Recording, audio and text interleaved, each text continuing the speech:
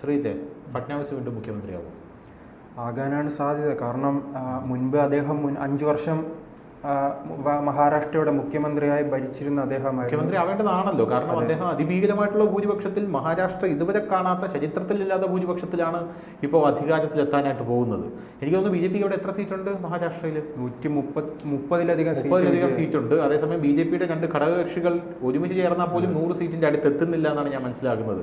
മറ്റവർക്ക് 55 seat മാത്രമേ ഉള്ളൂ. എന്ത് തന്നെയായിരുന്നാലും മാന്യമായിട്ട് പറയുകയാണെങ്കിൽ, ന്യായമായിട്ട് പറയുകയാണെങ്കിൽ ഫട്നാവിസ് അല്ലേ അടുത്ത മുഖ്യമന്ത്രി ആകേണ്ടത്. അദ്ദേഹം അത് ത്യജിക്കാനായിട്ട് തയ്യാറാകുന്നു എന്ന റിപ്പോർട്ടുകൾ വരുന്നുണ്ടോ?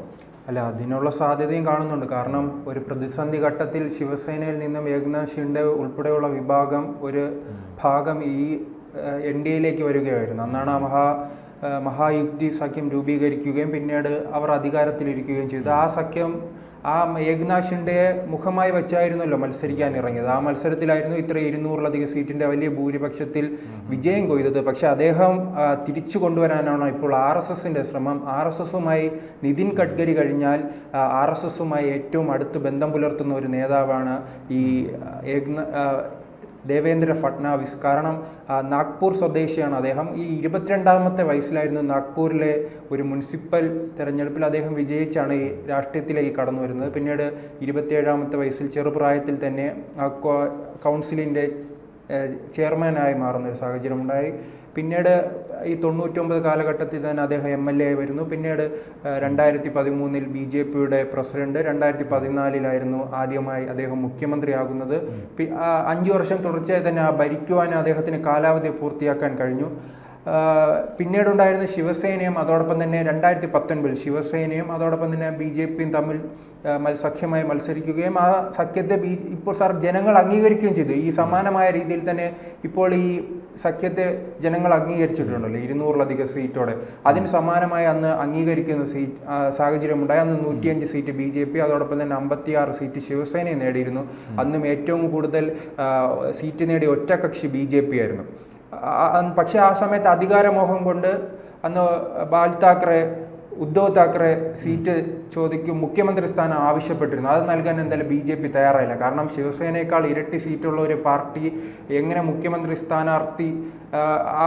മുഖ്യമന്ത്രി ആവശ്യപ്പെട്ടാൽ എങ്ങനെ നൽകാൻ കഴിയുമെന്നൊരു ചോദ്യം അന്നും ഉണ്ടായിരുന്നു. പക്ഷേ BJPക്ക് തിരിച്ചടി നൽകിക്കൊണ്ട് അദ്ദേഹം മറുകണ്ഠം ചാടുക. ശിവസേനയ്ക്ക് ഒരു കുറവും BJP വരുത്തിയിട്ടില്ല. അല്ല, മുഖ്യമന്ത്രി സ്ഥാനം ഇത് മോശമാണോ? അല്ല, പക്ഷെ അദ്ദേഹത്തിന്റെ അധികാരമോഹമായിരുന്നു. ഞാൻ മനസ്സിലാക്കിയ ഉദ്ധവ് താക്കറെയുടെ മകനെ അദ്ദേഹം കയറ്റിക്കൊണ്ടുവരാനുള്ള ശ്രമത്തിന്റെ ഭാഗമായിട്ടാണ് അദ്ദേഹം മുഖ്യമന്ത്രി സ്ഥാനം ചോദിച്ചതെന്നാണ് ഞാൻ മനസ്സിലാക്കുന്നത്. അതൊരു തെണ്ടിത്തരമായിരുന്നു ഇല്ലേ? ആ ശിവസേന ഇന്ന് എവിടെ പോയി? ആ ശിവസേനയുടെ ഉദ്ധവ് താക്കറെ ഇപ്പോൾ പൊട്ടിക്കരയുന്നുണ്ടായിരിക്കും. ഞാൻ വെറുതെ പറയുന്നില്ല, പൊട്ടിക്കരയുന്നുണ്ടായിരിക്കും. കാരണം ശിവസേന നശിച്ചു കഴിഞ്ഞു. ബാൽ താക്കറെയുടെ മകൻ എന്ന് പറഞ്ഞ ആ ലേബലിൽ വളർന്നു വന്ന ഉദ്ധവ് താക്കറെ ഇന്ന് ഒന്നുമല്ലാതായിരിക്കുന്നു. ഒരുപക്ഷെ ബാൽ താക്കറെ കൊടുത്ത തിരിച്ചടിയായിരിക്കും ഇതല്ലാണ് ഞാൻ പറയുന്നത്. ഈ വാക്ക് ഈ വീഡിയോയ്ക്ക് തമ്പിടണം. കാരണം ബാൽ താക്കറെ കൊടുത്ത തിരിച്ചടിയാണ്. കാരണം അത്രയ്ക്ക് തെണ്ടിത്തരമാണ് ശിവസേനയുടെ തലതൊട്ടപ്പനായ ബാൽ താക്കറെയുടെ മകൻ ശിവസേനയോട് കാണിച്ചത്. അല്ല, ബാൽ താക്കറെ ഈ പ്രസ്ഥാനം ഉണ്ടാക്കിയത് തന്നെ കോൺഗ്രസിനെ എതിർത്തുകൊണ്ടാണ്. അതെ, ആ കോൺഗ്രസിന്റെ കൂടെ പോയി ചേരുക എന്ന് പറഞ്ഞാൽ അതോടൊപ്പം തന്നെ ഹിന്ദുത്വ ആശയങ്ങൾ, ഹിന്ദുത്വമായിരുന്നല്ലോ അതിന്റെ പ്രധാനപ്പെട്ട ഐഡിയോളജി തന്നെ. പക്ഷെ അതിൽ നിന്നെല്ലാം പൂർണ്ണമായി വ്യതിചലിക്കുകയും അദ്ദേഹം ഈ അവസാന ഘട്ടത്തിൽ ന്യൂനപക്ഷത്തിന്റെ വോട്ടായിരുന്നു അദ്ദേഹത്തിന്റെ ലക്ഷ്യം. ഈ ഹിന്ദുത്വ ആശയം ശിവാജി മഹാരാജിനെയും വീര സവർക്കറെയും ആരാധിക്കുന്ന നാടാണ് മഹാരാഷ്ട്ര. വീര സവർക്കറെ ഏറ്റവും അധികം കുറ്റം പറയുന്ന കോൺഗ്രസിന്റെ കൂടെ പോയി ചെന്നപ്പോഴേ ബാൽ താക്കറെ മുകളിൽ നിന്ന് വിചാരിച്ചാണ് യവൻ ഒരു പണി കൊടുക്കണമെന്ന്. അതെ, എന്തായാലും ആ തെരഞ്ഞെടുപ്പ് സഖ്യം പൂർണ്ണമായി തന്നെ പരാജയപ്പെട്ടിരിക്കുകയാണ്. അതോടൊപ്പം തന്നെ ഈ 2019 ദേവേന്ദ്ര ഫട്നാവിസ് വെറും 3 ദിവസമായിരുന്നു മുഖ്യമന്ത്രിയായിരുന്നത്. 3 ദിവസം അജിത് പവാറിനെ ഈ മറുകണ്ഠം ചാടിച്ച് BJP അജിത് പവാറിന് മുഖ്യമന്ത്രി സ്ഥാനം നൽകുകയും അതോടൊപ്പം തന്നെ ദേവേന്ദ്ര ഫട്നാവിസിന് 3 ദിവസം ഭരണത്തിൽ ഇരിക്കാനുള്ള സാഹചര്യമുണ്ടായി. അതിനുശേഷം ഈ അവിശ്വാസ പ്രമേയം വരികയും അദ്ദേഹം പുറത്തു പോവുകയും ചെയ്തു. അതിനുശേഷമായിരുന്നു ഈ ശിവസേനയുടെ നേതൃത്വത്തിൽ ഉദ്ധവ് താക്കറെയുടെ ഭരണം വരുന്നത്. ആ ഉദ്ധവ് താക്കറെയുടെ ഭരണത്ത് ഇപ്പം അവിടെ ഒരു സന്യാസിയെല്ലാം തല്ലിക്കൊല്ലുന്ന ഒരു സാഹചര്യമല്ല. അതെ, അത്തരത്തിൽ വലിയ ആ ഒരു രീതിയിലേക്ക് കാര്യങ്ങൾ പോയി. എന്നിട്ട് പോലും അയാൾ ഒരു വാ തുറന്നു മിണ്ടിയിട്ടില്ല. അല്ല, അത് ആ സമയം കോൺഗ്രസിന്റെ കൂടിയിരിക്കുമ്പോൾ മതേതരത്വം തകരുമെന്നൊരു ഭയം അദ്ദേഹത്തിനുണ്ടായിരുന്നു. അത്ര ഷുഗർ കോട്ട് ചെയ്ത് പറയണ്ട, കോൺഗ്രസിന്റെ ആസനം താങ്ങി നടക്കുകയായിരുന്നു, അത്രേ ഉള്ളൂ.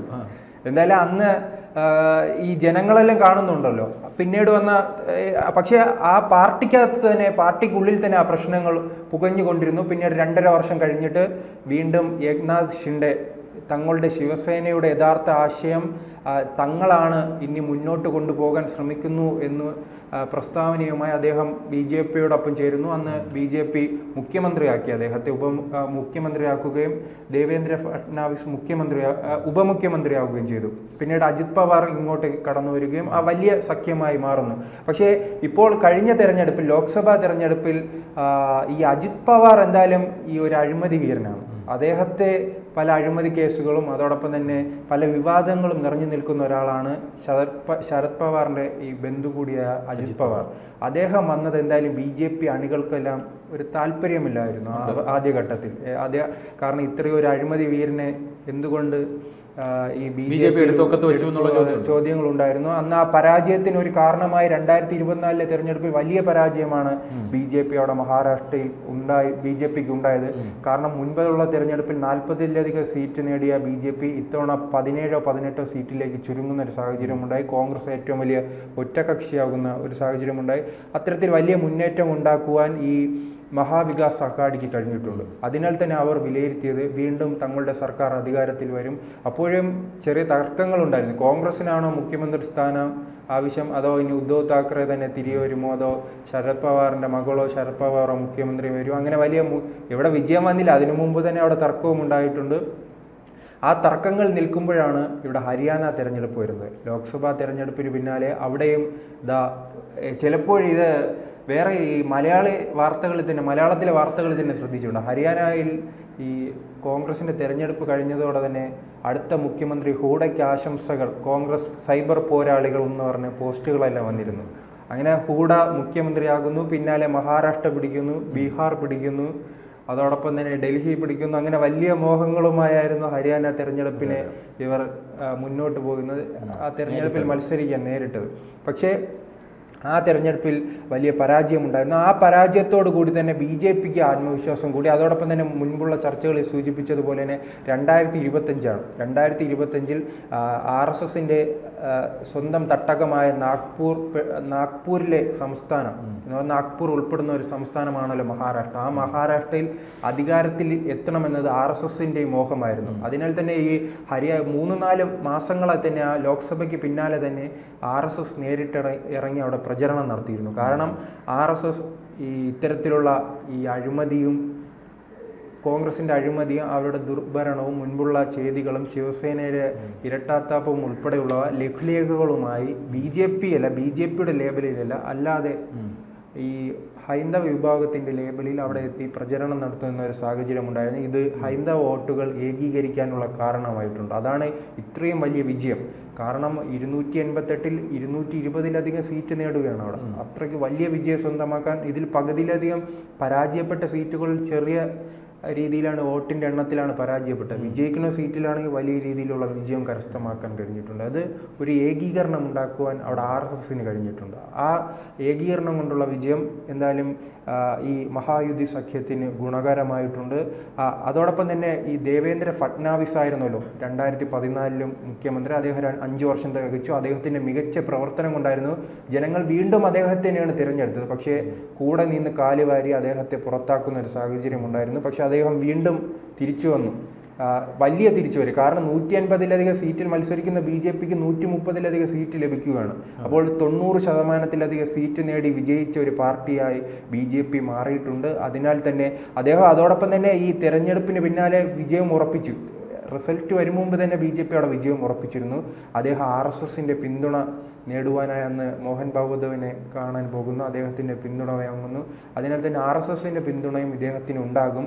അല്ലാത്ത പക്ഷേ ഇനി ഏക്നാഥ് ഷിൻഡെയോടുള്ള ഒരു സ്നേഹമുണ്ടല്ലോ, ഒരു പ്രതിസന്ധി ഘട്ടത്തിൽ BJPയെ സഹായിച്ചു. അതുകൊണ്ട് ചിലപ്പോൾ 2 വർഷം ഏക്നാഥ് ഷിൻഡെക്കും കൊടുത്തു, ബാക്കി ദേവേന്ദ്ര ഫഡ്നാവിസുമാകാം. അതോടൊപ്പം തന്നെ അല്ലാതെയും ചർച്ചകളുണ്ട്. മുഴുവനായി തന്നെ ദേവേന്ദ്ര ഫഡ്നാവിസ് 5 വർഷം തികയ്ക്കും, ഉപമുഖ്യമന്ത്രി അജിത് പവാറും അതോടൊപ്പം തന്നെ ഏക്നാഥ് ഷിൻഡെയും ഉണ്ടാകുമെന്ന രീതിയിലുമുള്ള ചർച്ചകൾ നടക്കുന്നു. എന്തായാലും BJPയുടെയും RSSൻ്റെയും പ്രധാന ലക്ഷ്യം അദ്ദേഹത്തെ തന്നെ ഒരു മുഖ്യമന്ത്രിയായി അവരോധിക്കുക. 2025 RSSൻ്റെ 100 വർഷമാകുമ്പോൾ തങ്ങളുടെ നാട് ഒരു BJP-കാരൻ ഭരിക്കുക എന്നതാണ് ഇപ്പോൾ RSSന്റെ ലക്ഷ്യം.